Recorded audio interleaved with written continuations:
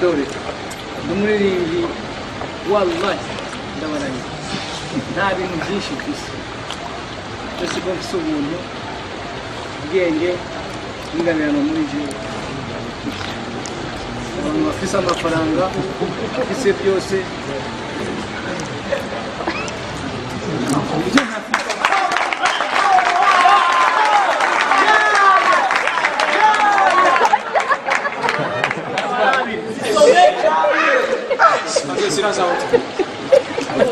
والله ntacyo mfise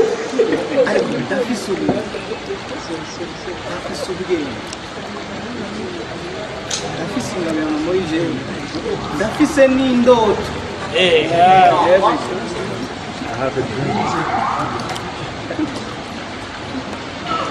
birakomeye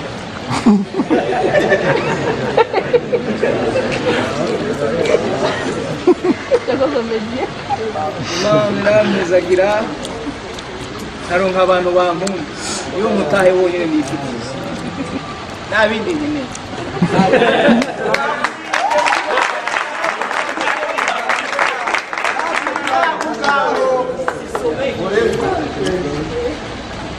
Usisahau kusubscribe, like na comment.